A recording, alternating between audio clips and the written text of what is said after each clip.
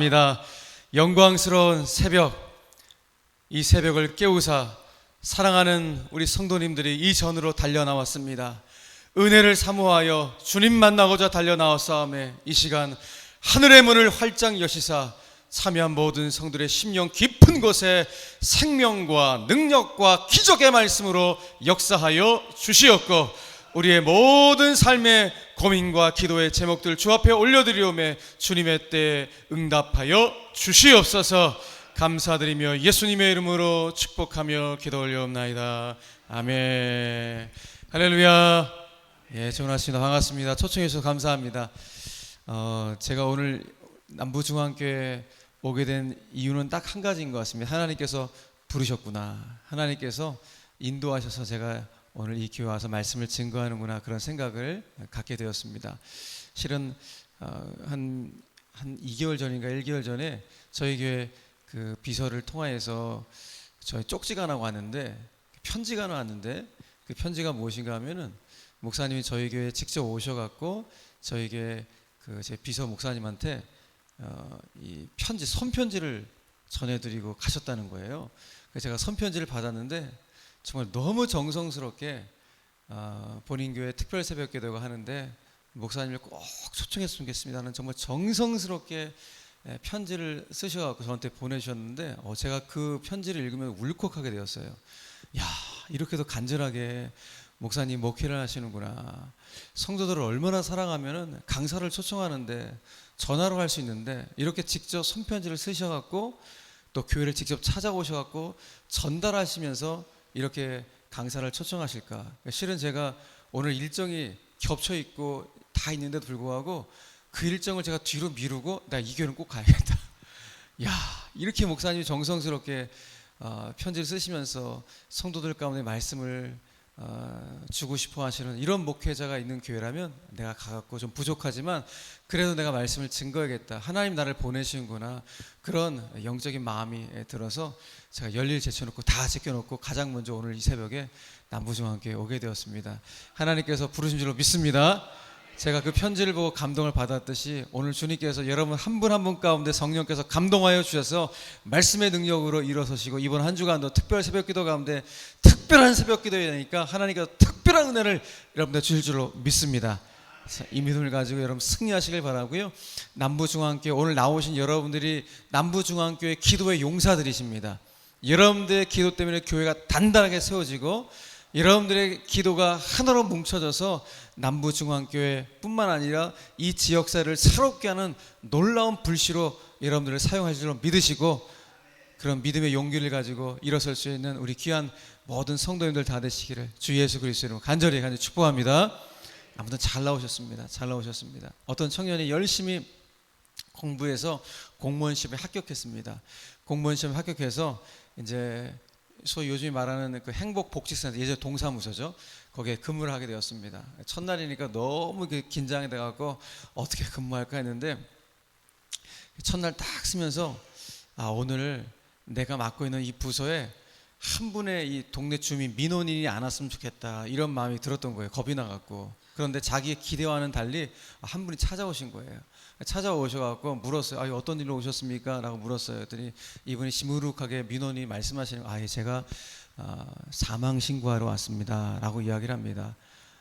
그러면 그 사망신고를 하고 왔다는 그 민원이 말을 듣고 이제 이분이 어떻게 반응해야 될지 우리가 잘 알잖아요. 너무 당황했던지 첫날에서 당황했던지 본인이십니까? 라고 물은 거예요. 혹시 본인이십니까? 라고 물은 거예요. 그러니까 매뉴얼대로 하다 보니까 혹시 본인이 물어본 거예요. 그러니까 이 이야기를 들었던 이 민원인이 더 당황해갖고 이분이 이렇게 물어보는 거예요. 꼭 본인이 와야 합니까? 라고 물어본 거예요. 사망신고는 본인이 못 옵니다. 그렇죠? 그런데 여러분, 은혜 받는 자리는 반드시 본인이 오셔야 돼. 할렐루야.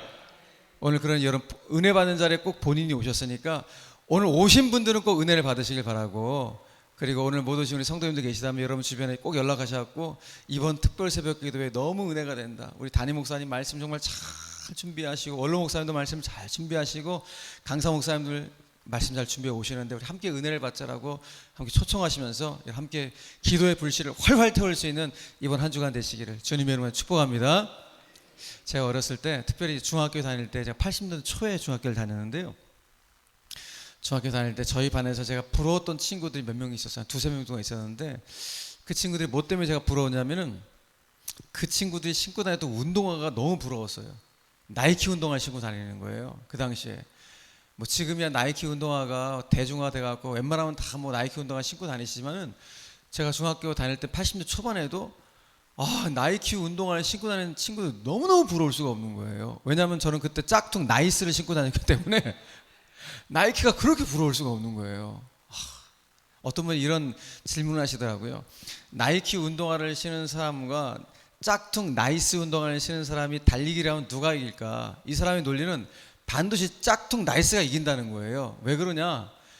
고가의 운동화 나이키 운동화를 신고 달리기를 하는 사람은 그 상표를 보여주고 싶어하고 자랑하고 싶어하고 천천히 달리는데, 짝퉁 나이스를 신고 다니는 사람은 이게 약간 이제 창피해갖고 발에 불이 나도록 달리기 때문에 반드시 나이스 운동화를 신는 사람이 이긴다라는 거예요. 들어보니까 그래서 그럴 것 같아요.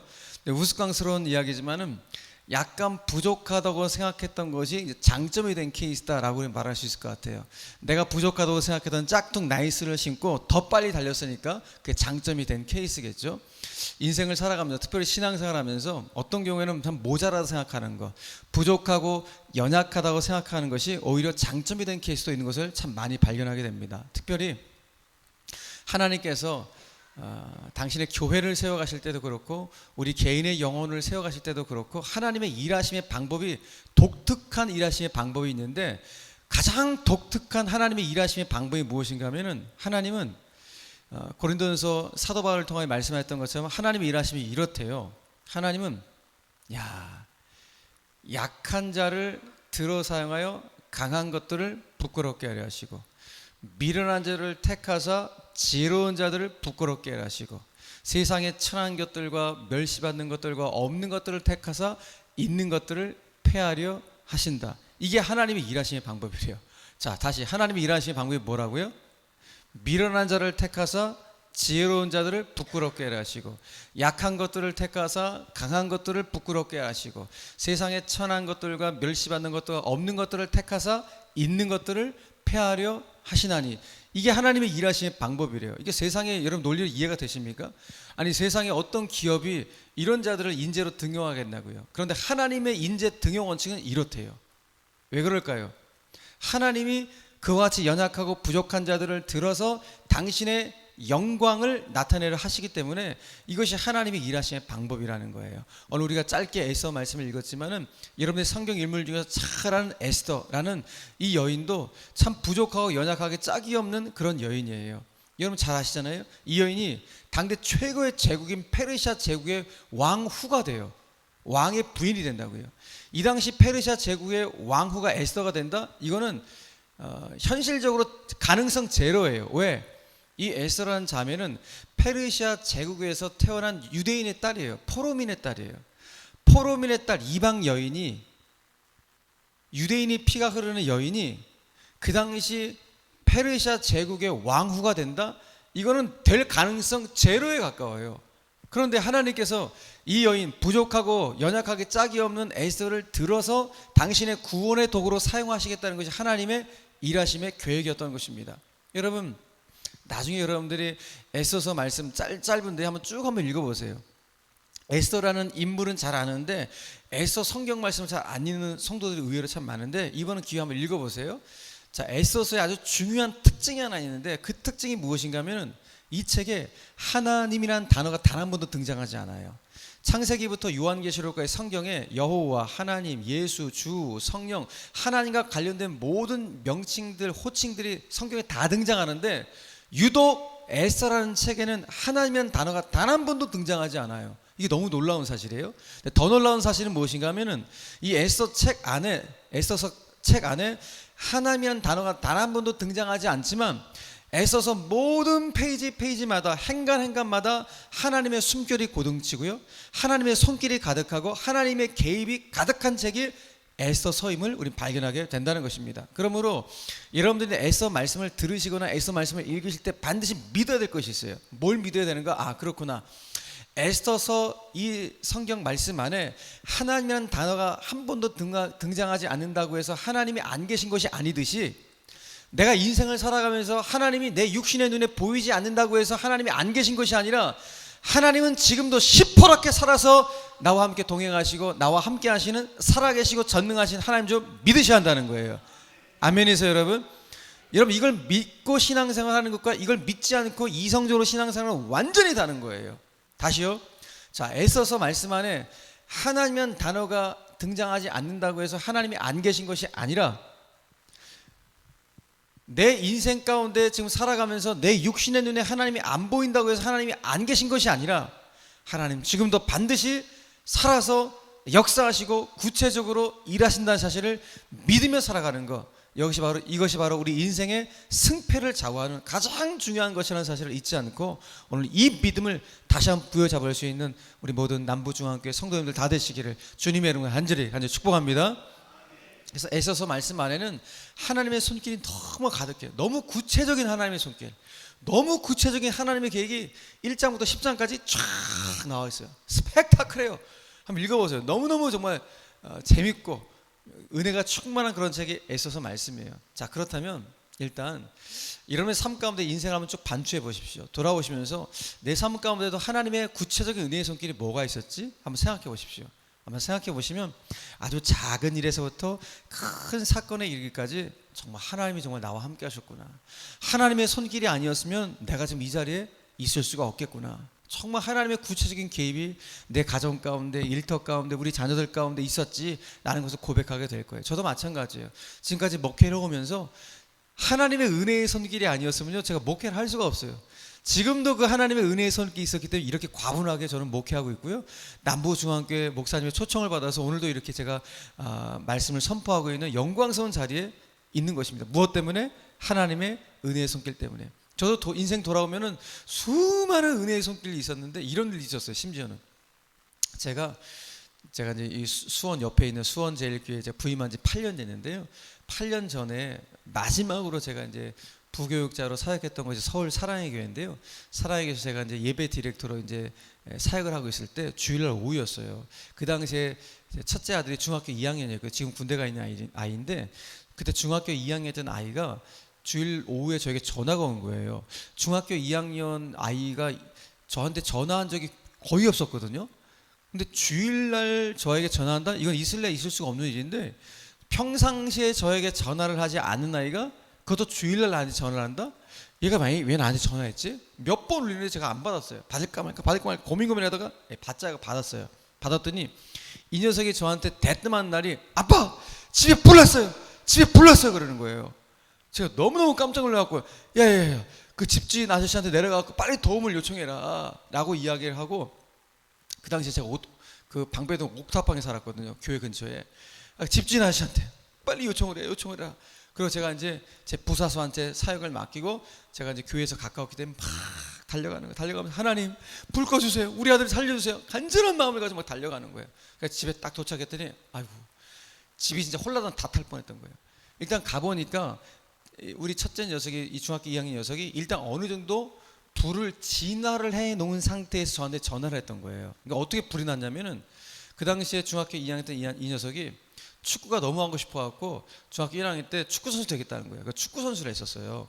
그러니까 축구 선수를 하는데 주일날 오전에 중등부 예배를 드리고 교회 갔다가 집에 와서 잠을 자고 오후 훈련 가려고 준비를 하고 있는 거예요. 그러니까 오전에 잠을 자려고 이제 잠이 든 거예요. 근데 운동선수는 여러분 알람을 한 2-3개 정도 해놓고 자거든요. 그러니까 이 친구도 알람을 2-3개 정도 해놓고 잠을 잔 거야. 그러니까 알람이 울리지 않으면 웬만하면 못 일어나는 아이가 운동선수예요. 이 아이예요. 근데 이날은 희한하게도 알람이 울리지 않았는데 뭔가 이상해서 얘가 자다가 일어난 거야. 하나님이 개입하시고 하나님이 깨우신 거죠. 평상시 같으면 못 일어나는데 뭔가 이상해서 일어났다는. 일어나 딱 보니까 에어컨을 틀어놓고 잤는데요, 에어컨을 꽂아놨던 그 콘센트에서 불이 한 20cm가 올라온 거예요. 그러니까 중학교 2학년이 집에 혼자 있으면 얼마나 놀랐겠어요. 어떡하지? 너무 깜짝 놀란 거예요. 근데 그 순간 학교 선생님한테 배웠던 것이 순간 딱 떠올랐다는 거예요. 야, 너희들 만약에 전기 화재로 인한 불이 집에서 나잖아. 그럼 결코 니들 이렇게 물 부으면 안 된다. 물 부으면 안 돼요. 공기를 차단해야 돼. 나는 그 선생님 말씀을 들었던 것 같아요. 그러니까 얘가 순간 공기차다 어떻게 하지 하다가 장롱에 있는 이불을 꺼내갖고 공기 차단해야겠다 생각했는 거야. 그러니까 장롱에서 이불을 꺼내서 얇은 이불을 꺼내갖고 불을 덮어버린 거야. 근데 불길이 워낙 세갖고 이불을 태워버린 거야. 더 당황했어 얘가. 어떡하지 하다가 공기 차단, 그래도 선생님 말씀하셨으니까 농에서 두꺼운 이불을 꺼낸 거야. 또 두꺼운 이불을 꺼내갖고 불을 덮어버린 거야. 덮어버린 상태에서 옆에 분무기가 있길래 분무기로 착착착착 한 다음에 불을 어느 정도 진화를 내놓은 상태에서 밑에 주인지 아저씨한테 도움을 요청한 거예요. 그리고 진화를 한 상태에 저한테 전화를 한 거예요. 야, 가보니까 완전 집이 진짜 홀라당 다 탈 뻔한 거예요. 우리 집도 아닌데 남의 집도 완전히 홀라당 다 탈 뻔한 거예요. 무엇보다 우리 아들 생명이 정말 왔다 갔다 했던 그런 위급한 상황이었던 것이죠. 너무 감사한 거예요. 그래서 그날 주일 저녁에 감사예배를 드렸어요. 그 당시에 이 중학교 2학년 아들하고 그 밑에 4살 터울에는 초등학교 4학년 아들하고 저희 아내하고 4명 모여 감사예배를 드린 거예요. 하나님 너무 감사합니다. 예배를 다 드리고 난 다음에 불을 끈 녀석한테, 야, 예준아, 너 정말 대단하다. 어떻게 너 그 상황 가운데 공기 차단 막 이런 걸 생각했냐? 야, 하나님 너 살려준 거 너무 감사하다. 이 녀석도 아빠 너무너무 감사해요. 하나님이 우리 가정 살려주신 거 너무너무 감사해요. 그러는 거예요. 그래서 이런 말을 하는 거예요. 아빠, 무엇보다 감사한 게요, 집에 저 혼자 있었던 것이 너무 감사해요. 그런 거예요. 만약에 동생 혼자 집에 있었으면 어떡할 뻔했어요. 저 혼자 있었던 게 너무너무 감사해요. 야, 중학교 2학년 이런 말을 하는데요, 순간 야, 집에 불은 났지만 우리 아들한테 여호와의 불이 임했구나, 이런 생각이 드니까 너무너무 감사한 거야. 중학교 2학년이 자기 혼자 있었던 거 감사하다가 하니까 이게 얼마나 놀라운 일이에요. 너무너무 감사한 거예요. 그리고 난 다음에 그 다음날 월요일 아침 되었어요. 월요일 아침에 우리 아내한테 그때 우리 집사님 한 분이 전화가 온 거예요. 전화의 요지는 무엇인가 하면은, 사모님, 목사님 생일이 지났는데 제가 목사님 생일에 맞춰갖고 택배를 이렇게 보냈는데요, 생일 택배를 보내는데 생일 선물이 자꾸 택배를 보내는데 반송이 돼서 돌아와갖고 안 되겠다 싶어갖고 자기가 직접 제 생일 선물을 가지고 오겠다고 전화가 오신 거야, 우리 아내한테. 우리 아내가 그러시라고. 그래서 저하고 우리 아내가 집사님 만나러 집 앞에 나아갔어요. 집 앞에 이분이 그 더운 날 7월 달에 그 생일 선물을 가지고 땀을 뻘뻘 흘리면서 오신 거야. 아유, 너무 감사하더라고. 그 생일 선물을 딱 내미는데 이불이야. 뭐라고요? 이불. 그것도 얇은 이불과 두꺼리 있는 세트 이불을 딱 내미시는 거야. 저하고 우리 아내가 그 이불을 받는 순간 온몸에 소름이 쫙 돋은 거예요. 왜? 우리 아들이 뭘로 껐어요? 이불로. 그것도 얇은 이불과 두꺼운 이불로 껐는데 이불을 딱 내미는데 온몸에 소름이 쫙 돋는 거예요. 그런데 이 집사님께서 이불을 선물을 가져오시기까지가 난관이 굉장히 심했어요. 왜냐하면 남편이 엄청 반대를 했다는 거야. 야, 이 더운 날 목사님한테 선물을 해도 무슨 이 더운 날 땀띠나게 이불을 선물하냐, 이불 선물하지 말고 다른 선물해 라면서 남편이 계속 뜯어 말렸다는 거야. 근데 이 집사님이 남편한테, 여보, 나 이상해. 하나님이 제 마음 가운데, 내 마음 가운데 계속 목사님한테 이불을 선물하래 이런 마음을 계속 주셨다는 거야. 그러니까 남편을 설득해서 이불을 들고 찾아오신 거야. 근데 생각해보니까 만약에 이 이불이 제 생일에 맞춰갖고 택배로 진짜 왔으면은 불났을 때 우리 아들이, 야, 이 새 이불로 껐겠네? 근데 하나님이 헌이불을 가져가시고 새 이불을 주셨구나 생각하니까 너무 감사한 거예요. 근데 그날의 진정한 선물은 이불이 아니었어요. 그날의 진정한 선물은 다른 것이 아니라 하나님의 역사하심이었어요. 어떤 역사하심인가? 김 목사, 네 인생의 진정한 공급자가 나다? 나는 하나님의 음성이 제 마음 가운데 들리는 거예요. 그렇구나. 여러분, 이불이 뭐 대수겠습니까? 여러분 삶에 뭐 이불이 대수겠어요? 저도 마찬가지. 이불이 뭐 큰 거겠습니까? 그런데 그 순간 그 이불을 통해서 제가 깨달은 것은 내 사소한 것 하나까지도 섬세하게 찾아오셔서 개입하시고 역사하시는 그 하나님의 은혜의 손길이 여전히 내 삶 가운데 있구나. 내가 앞으로 목회를 해 나갈 텐데 목회를 해가는 모든 과정 가운데 하나님의 사소하고도 구체적인 은혜의 손길이 있다는 것을 너 믿어야 돼. 라는 것을 하나님이 말씀해 주시는 거예요. 야, 그렇구나. 내가 절대적으로 의지할 분은 오직 하나님 한 분이구나. 내가 살아가면서 내 인생 가운데 진짜 공급해 주실 진정한 공급자는 내가 믿는 하나님이구나. 이 사실을 깨닫고 나니까 얼마나 감사한지 몰랐습니다. 그래서 제가 그날 너무너무 감사해서 제 입술이 터져 나왔던 찬송이 하나 있었어요. 여러분 잘 아시는 찬송가 393장 오신실하신 주 내 아버지여 늘 함께 계시니 두려움네. 그 사랑 변치 않고 날 지키시며 어제나 오늘이 한결같네. 오신실하신 주 오신실하신 주 날마다 자비를 베푸시며 다 함께 일용할 모든 것 내려주시니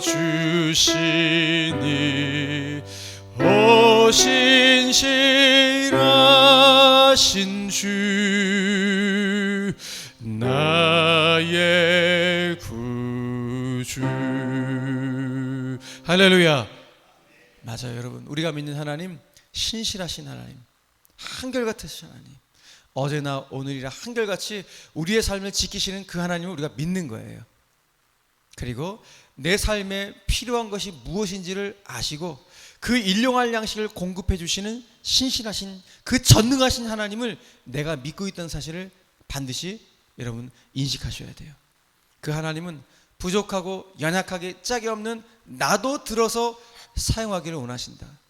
에스더를 사용하실 뿐만 아니라 나 같은 인생도 하나님이 언제든지 사용하기를 원하셔서 당신의 그 손길을, 그 은혜의 손길을 내 삶 가운데 내미시는 분이 내가 믿는 하나님이다라는 사실을 반드시 믿으셔야 돼요. 자, 그렇다면 우리가 오늘 읽었던 에스더, 이 에스더의 삶에는 하나님이 어떻게 구체적인 손길을 내미셨을까? 이 질문을 가지고 오늘 본문 말씀을 잠깐 보려고 하는 거예요. 그런데 이 질문을 우리를 통해서 먼저 답을 얻기 위해서는 우리가 이 당시에 이스라엘의 역사적인 배경을 좀 알 필요가 있어요. 자, 제가 쉽게 설명할 테니까 잘 들어보세요. 예수님께서 이 땅에 딱 오시기 586년 전, 그러니까 BC 586년에 이스라엘 나라가 쫄딱 망하게 되었어요. 바벨론 제국에 의해서 나라가 완전 망하게 되었고 이스라엘 백성들, 많은 유대인들이 바벨론 제국으로 포로로 끌려가게 되었습니다. 포로로 끌려가서 그 땅 가운데서 포로 생활을 쭉 오랜 때 하다가 그 옆에 바벨론 옆에 신흥 제국이 생겨나는데 페르시아 제국이에요. 페르시아 제국에 의해서 바벨론 제국도 망하게 돼요. 바벨론 제국을 멸망시켰던 페르시아 제국의 초대 왕이 누군가 고레스라는 왕이에요. 그래서 이 고레스 왕 때문에 바벨론 제국이 멸망하면서 이제 고레스라는 왕이 한 정책을 하나 펼쳤는데 어떤 정책인가 하면은 포로민 유화 정책을 펴게 되었어요.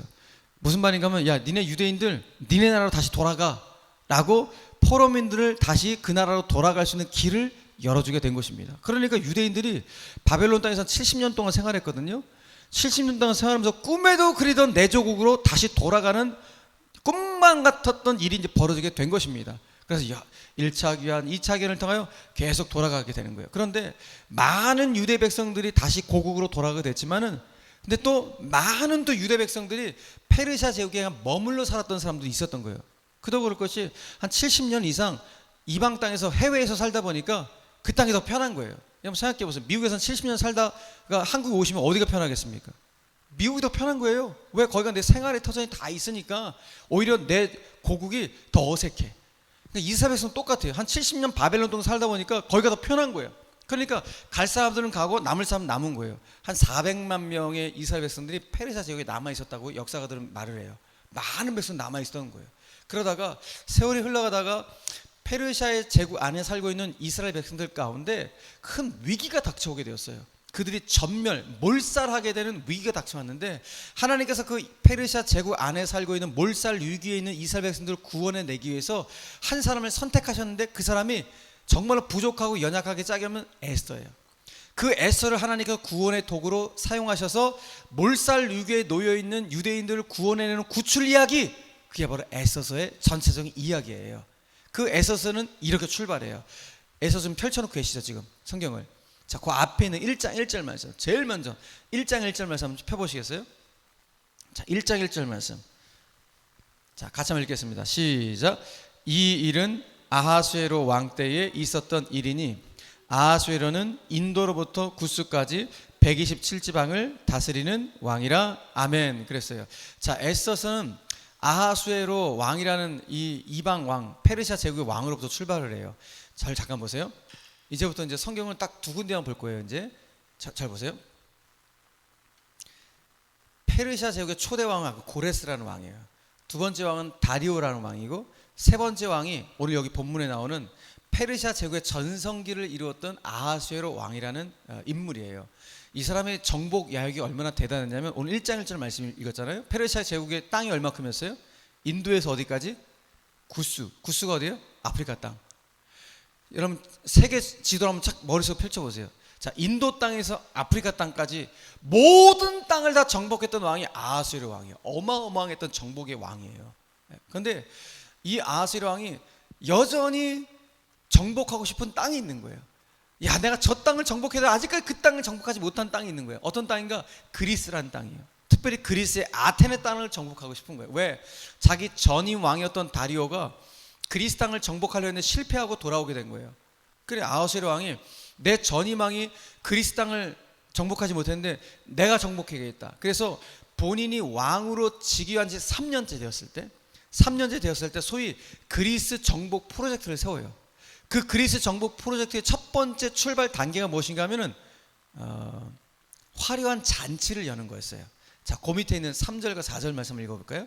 3절과 4절 말씀 여러분 같이 한번 읽겠습니다. 3절과 4절 말씀 다 같이 시작. 왕위에 있은 지 제3년에 그의 모든 지방간과 신하들을 위하여 잔치를 베푸니 바사와 메대의 장수와 각 지방의 귀족과 지방간들이 다 왕 앞에 있는지라. 왕이 여러 날 곧 180일 동안에 그의 영화로운 나라의 부함과 위엄의 혁혁함을 나타내니라. 아멘. 자, 보세요. 자, 지금 인도에서 구스까지 어마어마한 땅을 아하수에로 왕이 오늘 1절 말씀 보니까 127개 지방으로 통치했대요. 잘게 나눠갖고 127개 지방으로 나누어서 통치하는 거야. 그러니까 127개 지방에는 다 고관 대작들이 있겠죠. 근데 아하수에로 왕이 180일 동안 이 127개 지방에 있는 뭐 장군, 뭐 행정관료, 고관 대작들을 다 초청해서 잔치를 벌인 거예요. 잔치를 왜 벌였을까요? 야, 내가 앞으로 저 그리스 아테네 땅을 내가 정복할 텐데 내가 너희들 가운데 각 지방에서 내가 앞으로 군대 파병을 요청하면 너희들 다 파병해야 돼. 나는 이 정치적인 협의를 하기 위해서 잔치를 벌인 거예요. 또 하나의 목적은 무엇인가 하면 오늘 3절과 4절 말씀이 나왔듯이 본인이 다스리는 이 땅, 페르시아 제국이 얼마나 대단한 땅인지 본인의 위용을 과시하고 자랑하고 싶어서 오늘 이 엄청난 180일간의 6개월 동안의 잔치를 벌이게 된 것입니다. 자, 이렇게 6개월 기간의 잔치가 거의 끝나갈 즈음에 아하수에로 왕이 오늘 성경에 보니까 주흥이 올라왔다. 그러니까 축기가 올라왔어요. 술에 취해갖고 자기 어전 네이시에게 명령을 했어요. 여봐라, 저기 가갖고 내 중전 왕후 와스디를 데리고 이 술자리로 데리고 와라 명령을 한 거예요. 그래서 어전 네이시가 중전 마마한테 간 거예요. 중전 마마, 왕께서 지금 이 술자리로 오라고 명령하십니다. 그랬더니 이 당시에 왕후였던 와스디가 감히 왕의 명령을 거부한 거예요. 아마도 여인으로서 모멸감을 느꼈던 것 같아요. 아니, 지들 남자들 술 먹는 자들이 왜 나를 초청해? 내가 무희야? 뭐 그런 모멸감이 들었지 않겠습니까? 그래서 왕의 명령을 거부를 한 거예요. 여러분, 이 당시에 페르시아 제국의 왕의 명은 신의 명령과 같은 거예요. 그러니까 내 아내가 내 명을 거부했다는 소식을 들었던 아하수에로 왕이 부들부들 떠는 거예요. 왜? 그동안 내 제국에서 내 명을 거역한 사람은 단 한 사람도 없었을 텐데 지금 내 아내가 신하들이 보는 자리에서 보란 듯이 내 명을 거부한 거예요. 그러니까 이 안에서 분노가 막 불불 끓어오른 거예요. 뚜껑이 올라온 거예요. 이거 어떡할까 하다가 그 자리에서 자기 아내 왕후의 자리를 폐위시켜버려요. 그런 다음에 폐위를 시킨 다음에 아하수에로 왕이 뭘 하는가? 그리스 정복을 해서 군대를 끌고 쫙 나가요. 그런데 그리스 정복을 나갔던 이 아하수에로 왕도 그리스와의 전투에서 대패를 하고 돌아오게 된 거예요. 대패를 하고 돌아왔는데 여러분 얼마나 낙심됐겠어요? 그죠? 정말 쭉 처져 있는 상태. 근데 누군가 나를 위로했으면 좋겠는데 위로해줄 아내가 없는 거야. 이때 왕후 와스디가 폐위된 지가 4년 되었을 때야. 4년 정도 됐을 때 나를 위로해준 여인이 없는 거야. 물론 페르시아 왕궁 안에 육체적으로 아하수에로 왕을 이렇게 성욕을 돋굴 수 있는 그런 여인들은 굉장히 많았겠죠. 근데 그런 여인들 말고 정서적으로 관계적으로 내 감정을 터치해주고 위로해줄 그런 아내, 그런 아내가 내 주변에 없는 거예요. 너무 외로운 거예요. 근데 옆에 있던 왕실 참모들의 눈치를 딱 챈 거예요. 야, 우리 왕이 너 외로워하시는구나. 그래서 왕을 외로워하지 않기 위해서 우리가 왕후를 세워드려야겠다. 다시 왕후를 세워야겠다라고 생각을 한 거예요. 그래서 아하수에로 왕한테 제안을 하나 했어요. 어떻게 제안했는가? 성경 말씀의 내용을 제가 우리식으로 지금 요약해서 말씀드릴게요.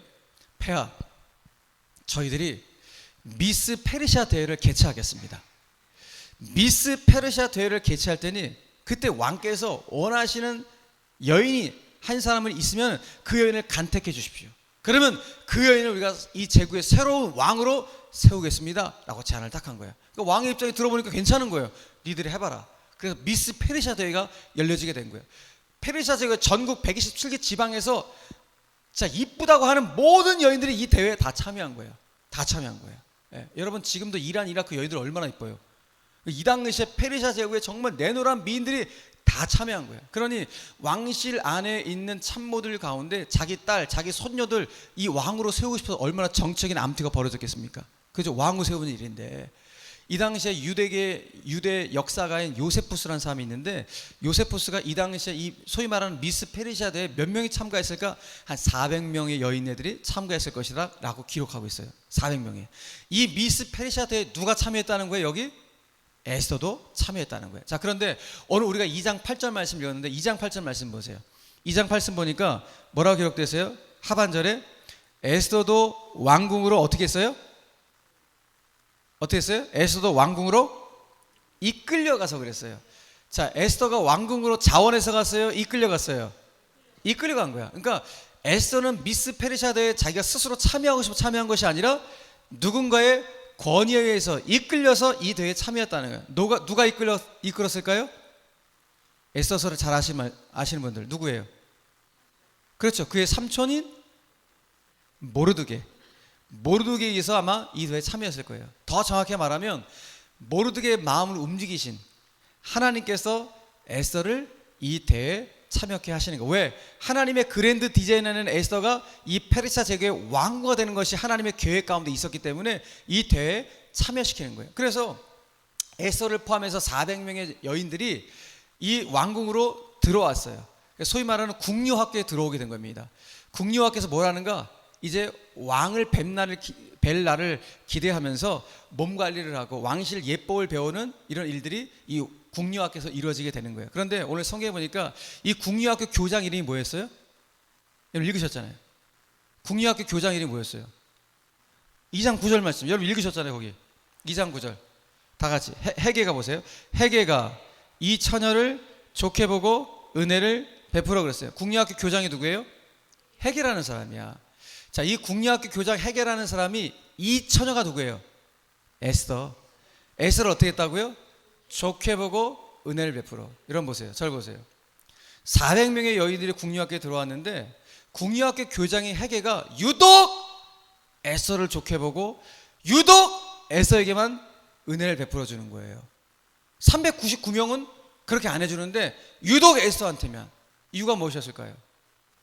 에스더가 더 이뻐갖고? 여러분 에스더하고 헤게는 일면식도 없는 관계예요.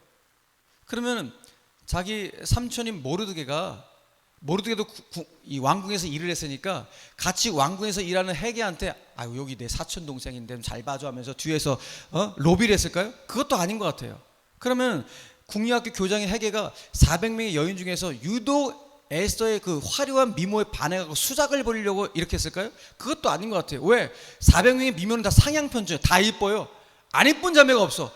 유독 에스더한테만 그렇게 할 이유가 전혀 없는 거예요. 도대체 왜 궁녀학교의 교장인 헤게는 유독 에스더를 좋게 보고 유독 에스더에게만 특별한 은혜를 베풀었을까? 그 이유는 딱 하나예요. 하나님이 개입해 들어오신 거예요. 하나님의 신적 개입이 어떻게 개입해 들어오신 거예요? 하나님이 헤게의 눈 속으로 개입해 들어오신 거예요. 헤게의 마음 속으로 개입해 들어오신 거예요. 그래서 에스더를 좋게 볼 수 있도록 하나님 역사하시고 에스더에게 더욱 은혜를 베풀고 특별한 관심을 베풀 수 있도록 하나님께서 궁녀학교 교장의 헤게의 마음을 주장하여 주셨던 것입니다. 이 은혜가 있는 거예요. KBS 아나운서 중에 김은성이라는 아나운서가 있어요.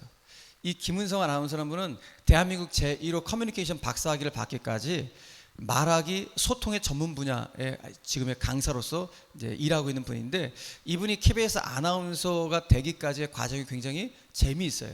이분이 이제 아나운서 되기 위해서 열심히 공부해서 마지막 최종 관문이 면접 날이 되었어요. 얼마나 긴장했겠습니까? 면접 날 아침에 잘 준비했어요. 그런데 가려고 하는데 갑자기 얼굴이 돌아가, 구안화사가 찾아온 거예요. 얼굴이 돌아가 버렸어요. 여러분, 아나운서의 생명은 말하는 것이고 표정인데, 얼굴이 돌아가갖고 발음이 어버버버, 표정이 일그러지게 된 거예요. 본인이 고민되는 거야. 내가 오늘 면접을 가야 되나 말아야 되나. 엄청 고민하다가 갈까 말까 고민하다가 에라 뭐래 가자. 그래서 얼굴이 돌아간 상태, 발음이 어버버한 상태로 면접실에 찾아간 거예요. 많은 면접생들이 쫙 줄 서 있어요. 드디어 본인의 이름이 불려져갖고 면접실에 딱 들어갔더니 아니야 다를까 면접관이 다 놀라는 거야. 왜? 얼굴이 돌아간 사람이 아나운서 면접 왔으니까 얼마나 놀랐겠어요. 물어본 거야. 자네 얼굴 왜 그런 거야? 아니, 오늘 아침 구하나 찾아왔습니다. 이야기한 거예요. 딱 앉았어요. 앉았더니 면접관 중에 한 사람이 쏘아 붙인 거예요. 아니, 자네는 지금 어디 면접을 보러 온 건가? 지금 아나운서 면접 보러 온 거 아니야? 아나운서 면접 보러 온 사람이 지금 발음도 제대로 못하고 얼굴도 일그러진 상태에서 면접을 보러 와? 여보게, 아나운서의 생명은 자기관리야. 자기관리.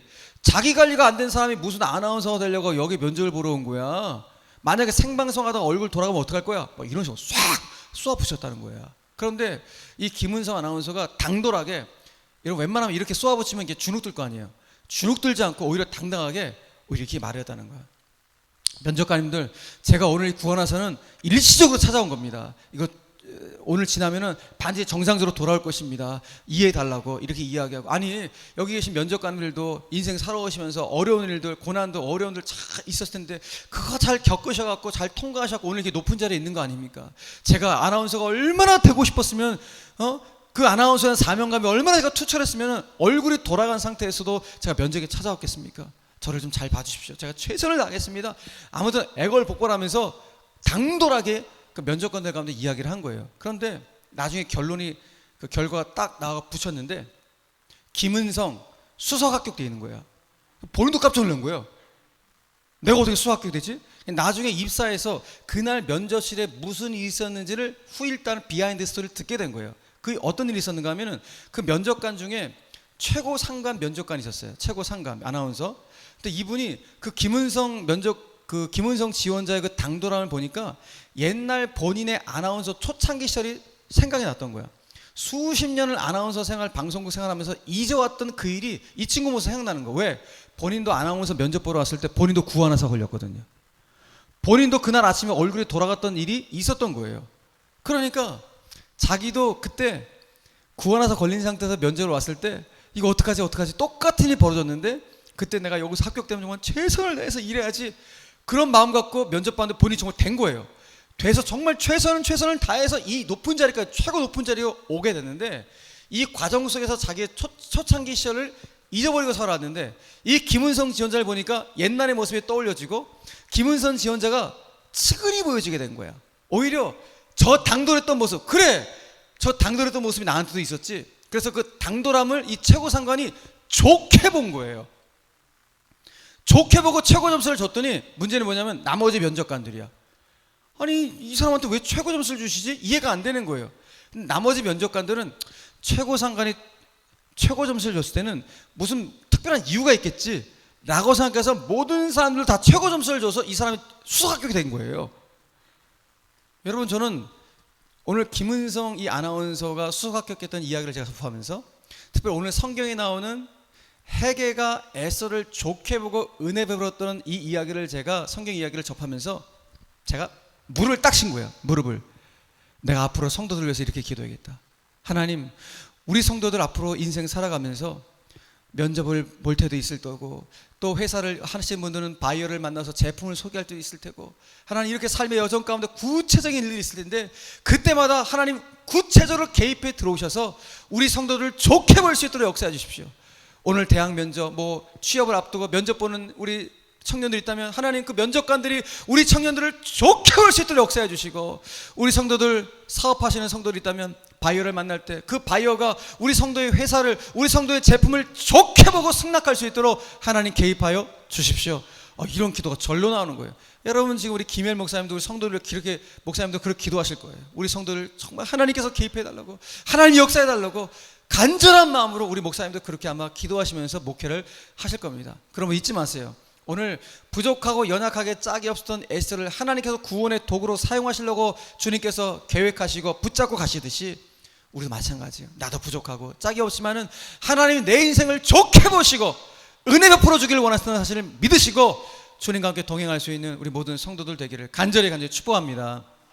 진짜 중요한 사실이 무엇인가 하면요, 내가 부족하고 연약하지만 나를 좋게 보시고 나에게 은혜 베풀어 주기를 원하시는 그 하나님의 역사하심을 경험하기 위해서 이런 삶 가운데 한순간도 빼먹지 않고 기도할 내용이 하나 있어요. 그것이 무엇인가? 하나님, 나와 함께 해주십시오. 내 삶 가운데, 우리 가정 가운데, 내 자녀 가운데, 우리 교회 가운데 하나님의 은혜의 촛대가 단 한순간도 떠나가지 않을 수 있도록 주님 역사하여 주시옵소서. 꼭 기도하셔야 돼요. 하나님, 우리 수지 남부 중앙교회 하나님의 은혜의 촛대가 늘 머물게 하여 주시고, 내 영혼에, 우리 가정에, 우리 남편의 사업장 가운데, 우리 자녀들 앞길 가운데 하나님의 은혜의 촛대가 늘 함께 할 수 있도록 역사해달라고 여러분 기도할 수 있기를 간절히 바랍니다. 키가 뭐냐? 하나님의 함께 하심이에요. 하나님 내 삶 가운데 들어오셔서 개입하시는 하나님의 일하심의 손길을 경험하셔야 돼요. 제가 이 이야기로 좀 말씀을 맺겠습니다. 제가 한 몇 달 전에 인터넷을 통해서 한 영상을 봤는데, 유재석 씨하고 코미디언 우리 개그맨 유재석 씨하고 조세호 씨가 진행하는 유퀴즈 언더블럭이라는 그 프로그램을 하나 보게 됐어요. 하이라이트 영상을 봤는데, 그거는 이제 어떤 셀럽들을 한 분을 초대해서 이런저런 뭐 이야기를 나누는 그런 프로그램이에요. 그때 셀럽이 누가 나왔냐면은 영화배우 신하균 씨라는 연기 잘하는 배우가 나왔어요. 뭐 이런 이야기를 나누다가 마지막 질문이 이제 조세호 씨가 이 초대 손님 신하균 씨에게 이런 마지막 질문을 하고 마치는 거예요. 어떤 질문을 했냐면은, 하균 씨, 이거 정말 만약인데요, 정말 만약인데, 만약에 하균 씨 옆집에 신이 산다면 하균 씨는 이 신한테 뭘 부탁하고 싶으세요? 라고 질문을 한 거예요. 여러분, 이런 질문을 던지면 대개 어떤 대답을 해요? 제가 요즘 이런 어려움이 있는데 제가 이 어려움을 좀 해결해 달라고 신한테 부탁을 하겠습니다. 제가 지금 좀 재정적으로 많이 어려운데 이게 좀 뭐 이런 게 필요한데 좀 이런 필요를 좀 공급해 달라고 제가 신한테 부탁하겠습니다. 뭐 이렇게 대답하는 게 일방적인 반응일 거예요. 그런데 조세호 씨가 신하균 씨에게, 하균 씨, 당신 옆집에 신이 산다면 이 신한테 무엇을 부탁하고 싶으세요? 라는 질문이 떨어지자마자 신하균 씨는 이렇게 대답하는 거예요. 이사 가지 마세요. 이사 가지 마세요. 라고 자기는 대답하겠다는 거예요. 저는 그 신하균 씨의 대답을 듣는 순간 제 뒤통수 한 대를 딱 얻어맞는 느낌이었어요. 왜? 전곡을 찌르는 대답이었어요. 저는 그 신하균 씨가 대답한 그 신이 우리가 믿는 하나님이면 좋겠지만 뭐 아닐 수도 있겠죠. 그래서 하나님이라면, 그래서 그 사람이 정말 믿는 사람이라면 정말 신앙의 중심을 갖고 있는 신자구나라는 생각을 하는 거예요. 왜? 이분은 그 신한테, 하나님을 생각합시다. 하나님한테 내 소원 하나 말하고 하나님 빠이빠이 이사가는 그런 신 내가 믿는 것이 아니라, 그 하나님은 언제나 내 곁에서 이사가지 않으시고 항상 내 영혼에서, 우리 가정에서, 우리 교회에서 나와 함께 내 곁에 계시길 원한다는 고백을 했기 때문이에요. 그러니 여러분, 우리 신앙의 핵심은 다른 거 아니에요? 그 하나님은 내 곁에 계셔야 돼요. 여러분의 삶에 함께 계셔야 되고, 여러분 교회에 늘 함께 계셔서 은혜의 촛대가 떠나가지 않음으로 말미암아 그 하나님의 구체적인 은혜의 손길을 경험해 갈 수 있는, 하나님은 제 삶이 될 수 있도록, 우리 일터가 될 수 있도록, 우리 교회가 될 수 있도록 하나님 역사하여 주시옵소서. 이런 고백을 가지고 여러분 기도할 때, 이번 특별 새벽 기도회가 그야말로 에서의 삶을 붙잡고 가셨던 그 하나님의 손길을 경험해 갈 수 있는 이번 특별 새벽 기도회가 되시기를 주 예수 그리스도의 이름으로 간절히 축복합니다. 축복합니다. 두 손을 가슴에 얹겠습니다. 두 손을 가슴에 얹겠습니다. 하나님 아버지, 감사합니다. 남부중앙교회 가을 특별 새벽교회 첫날, 사랑하는 성도님들과 함께 에스더를 붙잡고 사용하셨던 하나님의 마음을 나누게 하신 것 너무나 감사합니다. 세상적으로 봤을 때 에스더가 페르시아 제국의 왕후가 된다는 것 가능성 제로였습니다. 그러나 하나님은 부족하고 연약하게 짝이 없는 에스더를 구원의 도구로 사용하시고자 계획하시고 결국 일하여 주셔서 하나님의 놀라운 일하심을 통하여서 하나님의 역사하심이 드러나게 하신 것 감사합니다. 우리의 삶에도 하나님 동일하게 역사하실 줄 믿습니다. 우리의 삶을 좋게 보시고 그리고 은혜를 베풀어 주기를 원하시는 하나님의 그 은혜의 손길을 날마다 사모하며 나아갈 수 있는 우리 모든 성도님들 다 될 수 있도록 역사하여 주시되, 특별히 이번 한 주간 기도의 제목 가운데 주님 내 인생도 좋게 봐주시고 우리 가정 우리 교회도 하나님 은혜를 베풀어 달라고 특별한 은혜를 구할 수 있는 특별 새벽 기도 될 수 있도록 역사하여 주시옵소서. 모든 영광 주님께 온전히 올려드리오며 살아계신 예수님의 이름으로 축복하며 기도 올리옵나이다. 아멘.